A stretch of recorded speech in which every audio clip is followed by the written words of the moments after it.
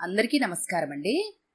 ఈరోజు మనం వాణిశ్రీ గారు రచించిన మొగుడు పెళ్ళాల సవాల్ అనే ఓ చక్కటి కథను విందాం.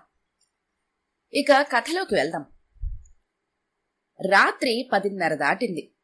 రాజబాబు 9ంటికే భోజనం చేసి బెడ్రూంలోకి వచ్చి పడుకున్నాడు.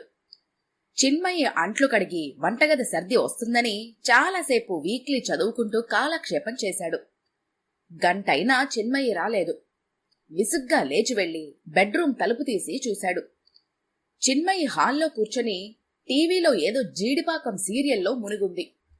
అప్పుడప్పుడు కొంగుతో కళ్ళు తుడుచుకుంటోంది. రాబోయే ఏడుపును ఆపుకుంటూ పెదవులు బిగబట్టిన ఫోజు చూసేసరికి రాజబాబుకి మండుకొచ్చింది. చిన్మయ్య, ఎంతసేపే టీవీ చూసేది అని గట్టిగా కేకలు పెట్టాడు. చిన్మయ్య ఉలిక్కిపడింది. ఛఛ అని గుండెల మీద చేతులు వేసుకొని, హడలిపోయాను, ఎందుకా గావు కేకలు అన్నది విసుగ్గా. ఇప్పుడు టైం ఎంతైందో తెలుసా? 10 దాటింది. ఎంతసేపు ఆ వెదవ సీరియల్స్ చూసేది? కళ్ళు పోతాయి. కొన్నాళ్టికి పిచ్చెక్కిపోతుంది నీకు. సరే సరే, ఇక ఆపండి మీ తిట్లు శాపనార్థాలు. అయిపోయింది, వస్తున్నాను. తొందరగా రా, నాకు నిద్రొస్తోంది. నిద్రొస్తే పోవచ్చుగా అన్నది. నువ్వు చెప్పలేదని అని బెడ్రూం తలుపు దడాల్మని వేశాడు. ఆ చప్పుడికి మళ్లీ ఉలిక్కిపడింది చిన్మయి. రాజబాబు పడుకున్నాడన్న మాటేగాని నిద్ర పట్టడం లేదు. చిన్మయికి రోజురోజుకి టీవీ సీరియల్స్ చూసే పిచ్చి ముదిరిపోతోంది.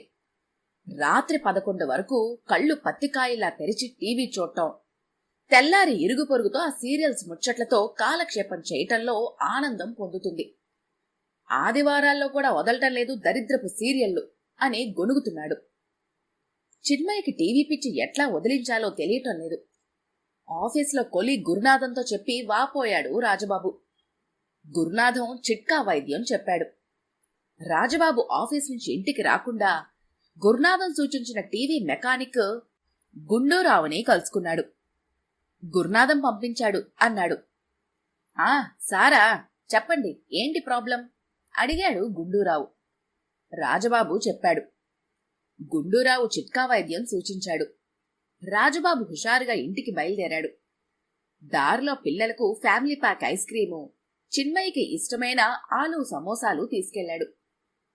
ఏంటండి, చాలా హుషారుగా ఉన్నారు, ప్రమోషన్ ఏమైనా వచ్చిందా అని అడిగింది చిన్మయి.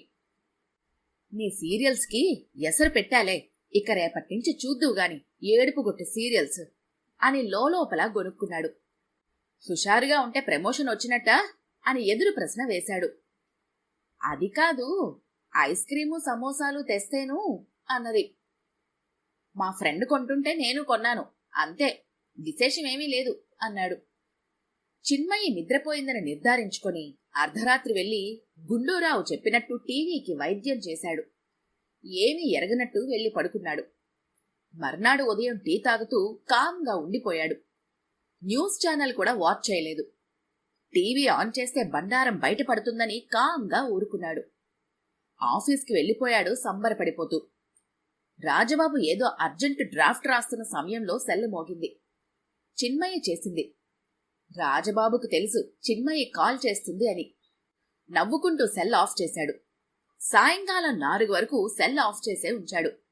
ఆ తర్వాత తనే చిన్మయ్యకి కాల్ చేశాడు.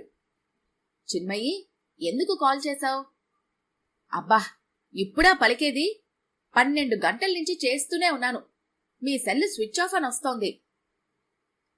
అవును, అర్జెంటు పని మీద ఉన్నానులే. ఏంటి చెప్పు. ఏమండి, టీవీ సరిగా రావటం లేదండి. బూజరు బూజరుగా బొమ్మ నిలపడం లేదు. కలరంతా పోయి చుక్కలు చుక్కలుగా వస్తోంది. సరే, టీవీ మెకానిక్ ని పిలిచి చూపించు. నాకు తెలీదండి ఆ టీవీ మెకానిక్ ఎవరో. ఇందులో తెలిసేదే ఉంది. మనం సరుకులు తెచ్చే సూపర్ బజార్ పక్కన స్టేట్ బ్యాంక్ ఏటీఎం కింద సెల్లార్లో గుండూరావు అని టీవీ మెకానిక్ ఉంటాడు, అతనికి చెప్పు.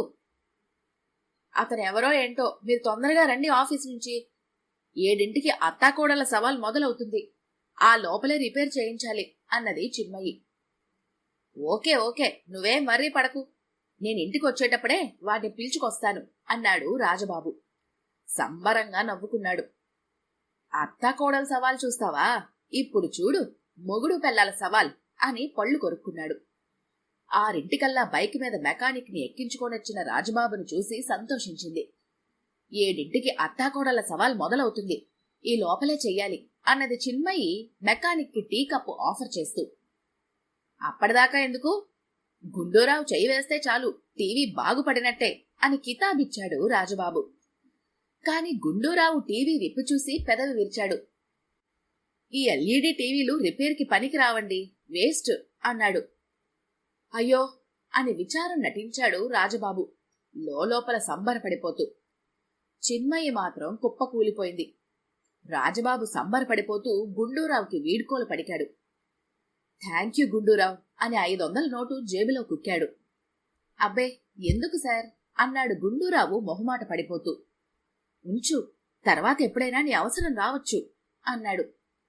చిన్మయికా రాత్రి కాలరాత్రి అయింది. ఆమెకి నిద్ర పట్టడం లేదు. పక్క మీద అటు ఇటు దొర్లుతూనే ఉంది. తెల్లవారుజామున కాస్త కునుకు పట్టింది. నిద్ర లేచేసరికి చిన్మయి ముఖం పీక్కుపోయి ఉంది. ఏంటలా ఉన్నావు, రాత్రి సరిగా నిద్రపోయినట్టు లేవు పరామర్శించాడు రాజబాబు. అవునండి, టీవీ సీరియల్స్ చూసి చూసి అలవాటైపోయింది. అవి చూడందే నిద్ర పట్టడం లేదు. చూడకుండా ఉండటం అలవాటైతే నిద్ర అదే పడుతుంది, నువ్వేం వర్రీ కావద్దు. ఏమండి? చెప్పు. కొత్త టీవీ కొనండి గోముగా అన్నది చిన్మయి. మండిపడ్డాడు రాజబాబు. కొత్త టీవీ కొనాలా? ఎంత తేలిగ్గా చెప్పావు. ఇదేమైనా ఐస్ క్రీమా, ఆలు సమోసానా కొని తీసుకురావటానికి? 30,000 పెడితే గాని ఎల్ఈడి టీవీ రాదు, అర్థమైందా? అంతా ఒక్కసారి పెట్టక్కర్లేదండి, 0 ఇంట్రెస్ట్ అని మంత్లీ ఇన్స్టాల్మెంట్లో ఇస్తున్నారు కంపెనీ వాళ్ళు. పేపర్లో రోజు ఫుల్ పేజీలో యాడ్స్ వస్తున్నాయి. ఇప్పటికే ఫెస్టివల్ అడ్వాన్స్, బైక్లోను వగైరా కటింగ్స్ ఉన్నాయి.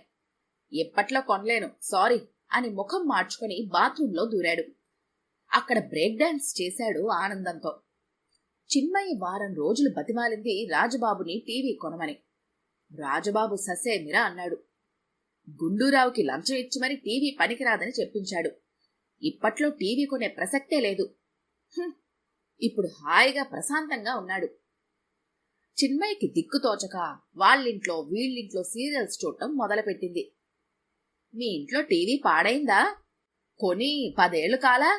ఇంకేం పనిచేస్తుంది, కొత్తది కొనుక్కోండి అంటూ సలహాలివ్వసాగారు అమ్మలక్కలు. కొన్ని రోజులు గడిచాక వాళ్ళు తనను చిన్నచూపు చూస్తున్నట్టుగా, టీవీ కొనుక్కోకుండా ఎన్నాళ్లు దేబరిస్తారు అనుకున్నట్టుగా ఫీల్ అయింది చిన్మయి. అదీ కాకుండా టీవీ చూస్తూ డిన్నర్ చేసేవాళ్లతో తనకు ఇబ్బందిగానే ఉంది. మొగుడు మీద గొంతు వరకు కోపంగా ఉంది. తను కొత్త టీవీ కొనకపోవడం వల్లనే గదా ఇదంతా అనుకుంది.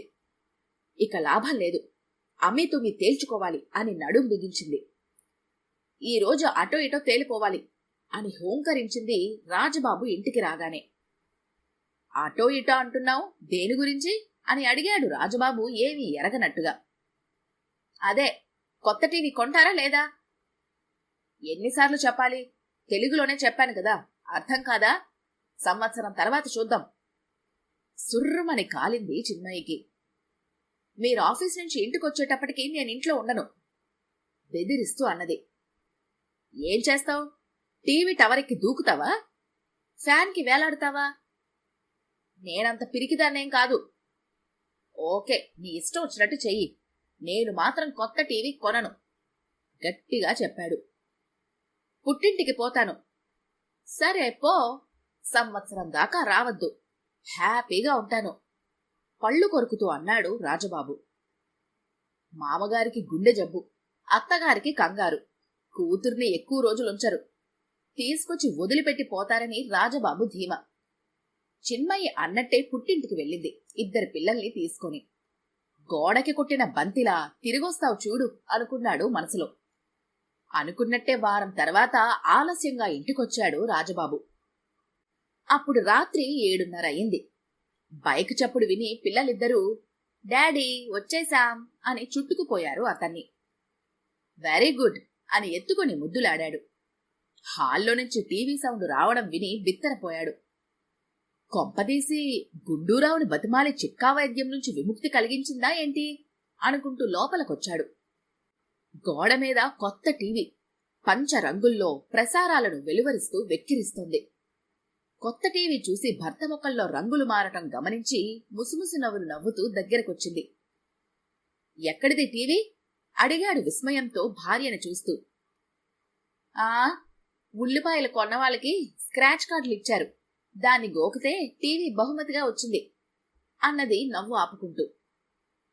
జోక్స్ చాలుగాని సరిగా చెప్పు ముఖం చిట్లించుకొని అన్నాడు. పెళ్లిలో నాకు టీవీ కొనివ్వలేదని మా నాన్నతో పోట్లాడి కొనిపించుకొనొచ్చాను, అర్థమైందా అంది చిన్మయి. రాజుబాబుకి బీపీ పెరిగింది. పెళ్లిలో అలకపాన్పు మీద అలిగితే బైక్ కొనిస్తానన్నాడు మీ నాన్న, ఇంతవరకు గతి లేదు అక్కసుగా అన్నాడు. అది నాకు సంబంధించింది కాదు, నా కవరేజీ ఏరియాలో లేదు, మీరెళ్ళి మా నాన్నను అడుక్కోండి. వాట్, నేను బెగ్గర్నా అడుక్కోవటానికి? సారీ, పొరపాటు, అడగండి అనబోయి అడుక్కోండి అన్నాను నవ్వు ఆపుకుంటూ అన్నది చిన్మయి. ఇక చేసేదేమీ లేక జుట్టు పీక్కుంటూ కూర్చున్నాడు మన రాజబాబు. ఈ కథ గంట మీకు నచ్చినట్లయితే లైక్ చేయండి, షేర్ చేయండి. మరిన్ని ఇంట్రెస్టింగ్ కథల కోసం మా ఛానల్ని తప్పకుండా సబ్స్క్రైబ్ చేసుకోండి.